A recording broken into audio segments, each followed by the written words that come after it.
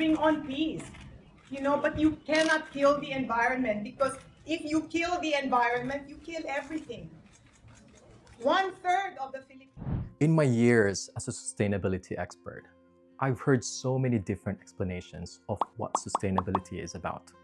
But this one, wow, this is the most humanistic, realistic explanation I've ever heard. She described the 5 capitals model of sustainable development, even without mentioning the word sustainability. And let me explain you why. But before diving into that, first, who is Miss Gina Lopez? For those who don't know, the late Miss Gina Lopez was a Filipino environmentalist, philanthropist, and former Secretary of Environment and Natural Resources in the Philippines. She practically dedicated her life to protecting the nature and empowering communities. She closed down polluting mining operations, protected endangered species, and promoted sustainable development through rehabilitation of ecosystems. And she had this incredible way of explaining sustainability with one powerful line. You cannot kill the environment, because if you kill the environment, you kill everything. By everything, she means the people, the economy, everything we care about at the present and in the future. That's exactly what sustainability is, or at least what it should be. So what really is sustainability? In 1987 report by the World Commission on Environment and Development called Our Common Future, also known as the Brundtland Report, sustainability was defined as development that meets the needs of the present without compromising the ability of future generations to meet their own needs. Simple, right? It's about balancing today's needs with the future. But then in 1992, the UN made it more structured. They introduced what we now call the 3 pillars of sustainability. The 3 pillars are economic, social, and environmental. Economic means prosperity, making money, creating jobs, economic growth. Social means people, health, education, quality, community, and well-being. Environmental means our planet, clean air, water, forests, and biodiversity. And these 3 pillars, they're all supposed to be considered for our global development, in any development. That's because they support each other in what we call a nested model, where the social is dependent on the environment and our economy is dependent on both. Makes sense, right? But let's go deeper.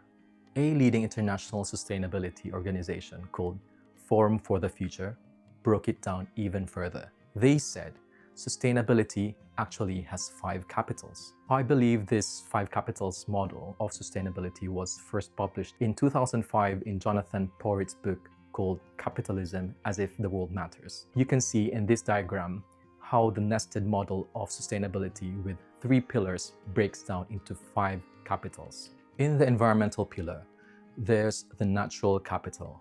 It's still the biggest, which consists of our natural resources like forests, water, air, minerals. Then on top of that, there's the human capital, which covers people's health, knowledge, skills, and abilities. And the social capital, including relationships, communities, networks, trust between people.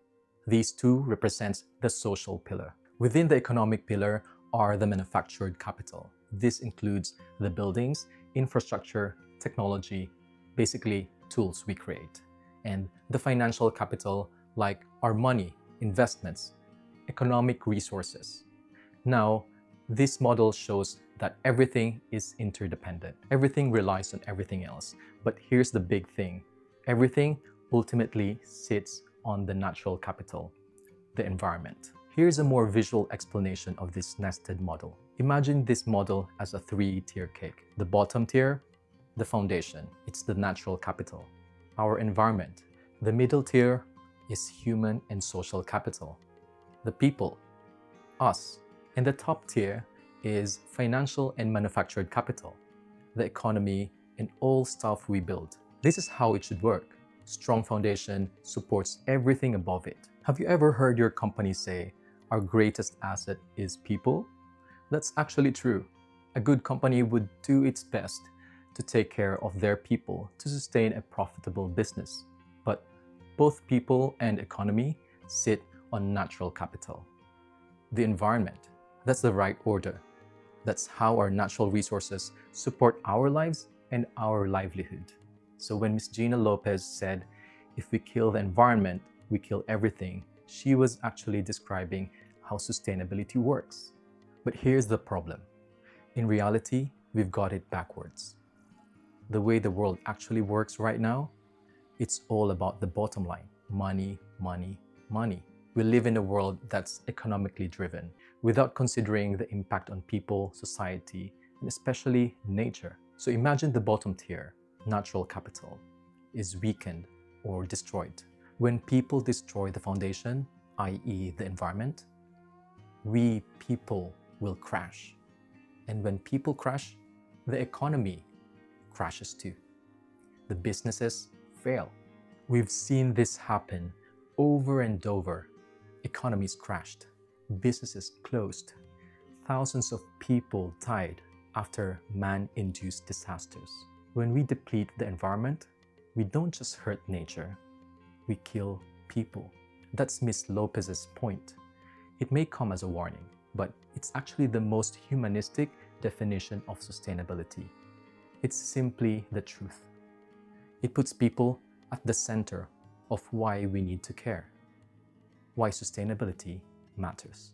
But here's what I want you to take away from this. Sustainability is still possible. Why?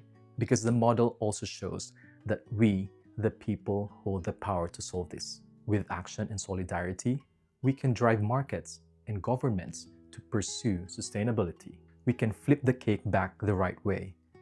We can strengthen the foundation, protect nature, support people, build sustainable economies. But it all starts with awareness. Actually, you've already taken your first step by watching this video.